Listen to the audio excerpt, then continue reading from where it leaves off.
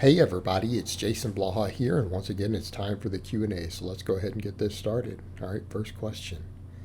What's your opinion on tricep kickbacks, and do they bring anything unique to the table? Do they bring anything unique? No, not at all.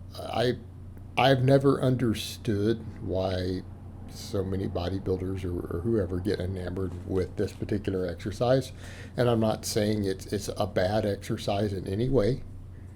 I just don't really see what people are getting out of it. There's nothing special about it. It's not like it hits some part of the tricep that's harder to get on a press. Again, it's not like it hits the long head of the tricep or anything that maybe some you might be worried about being neglected from exclusively pressing, and that's even subject to debate if that's even the case at all. To be fair, there's plenty of biomechanics data showing the long head gets hit hard, and even heavy benching on EMGs lights up the long head if you get heavy. But EMGs aren't the be all end all. So the thing is, it doesn't even target the long head, which is usually one of the complaints people have about using just bigger movements to build triceps. They tend to work like the lateral head and medial head a lot more, like close grip pressing and dips and stuff like that. So it doesn't bring anything unique to the table, nothing special about it. And for some reason, a lot of bodybuilding types are enamored with it, and plenty of guys with massive, monstrous triceps have never done a kickback. It's just another exercise, and accordingly, I'm not saying it's a bad exercise or won't grow your triceps or anything like that. I'm not saying that. I just don't prescribe it or see a use for it. I mean, I would rather just prescribe a press down or something in place of it at that point, or some sort of just regular dumbbell extension. Again, it's just my opinion. I feel like they probably bring more to the table. Some people might say, well, maybe it wouldn't beat your elbows up as much as some type of free weight extension. It's like, okay, fair, but it's still not going to be as good for that as, say, a rope press down or a press down with bands, right? Everyone has bands these days. I mean, that just kind of eliminates that argument completely, because you can just do band press downs and stuff if you have jacked up elbows. All right, next question. About a week ago, by a week ago, you mean probably a couple months ago, you made a video about dumbbell training where if you can't get them into position without a spotter, you're ego lifting. What if I can pick these up and swing it onto position, but I choose to use a pair of dumbbell hooks, setting it up, hanging it easier to load and unload look. Here's the thing. Remember, the dumbbell hooks are not like a hack. Oh, if you can just get it out of the hooks, then you're following my advice, because you're not having to cheat and do other stuff to get them into position and get spotters. But here's the other thing.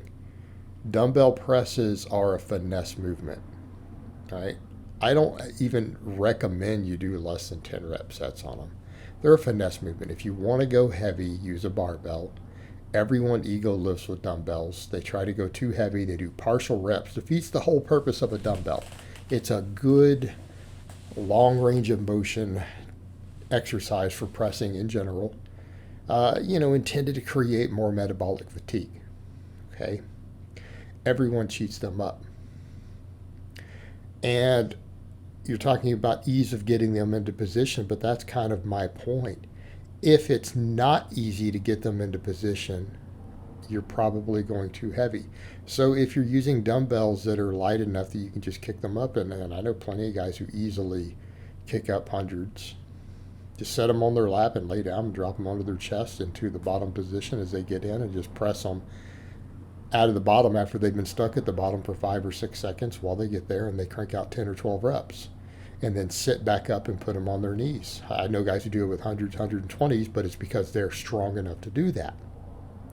Okay? And it's not a big deal. So we're kind of at that point of, you still got to put them into the hooks. You got to reach up and put them into the hooks. You have to buy the hooks. You have to set up the hooks. So realistically speaking, I guess my point would still be the same.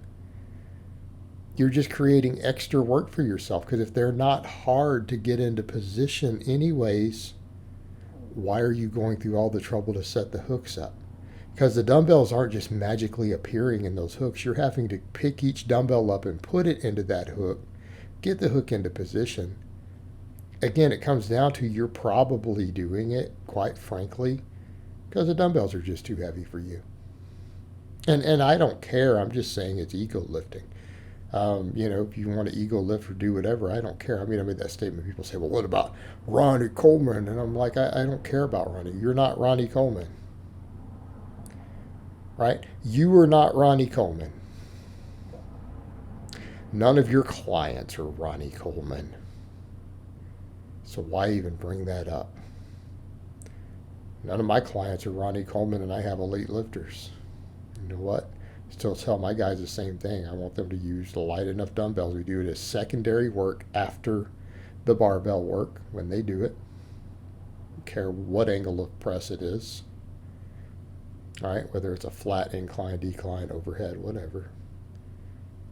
And none of them are Ronnie Coleman either, so nobody cares. But the point is, it's ego lifting. And if you want to ego lift, that's fine.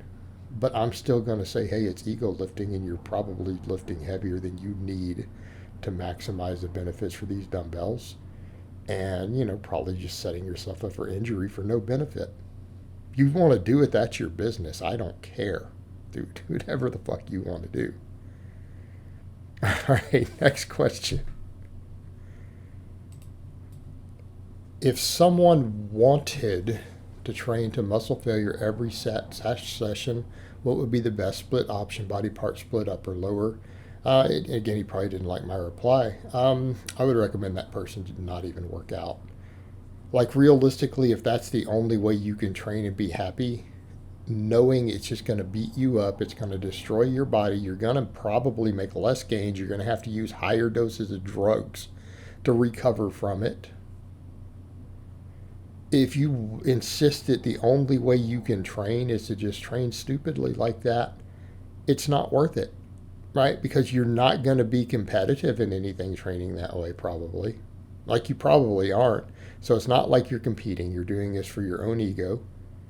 So what are the health consequences? You're going to lose all the health and fitness benefits of training when you've just destroyed your joints, destroyed your body.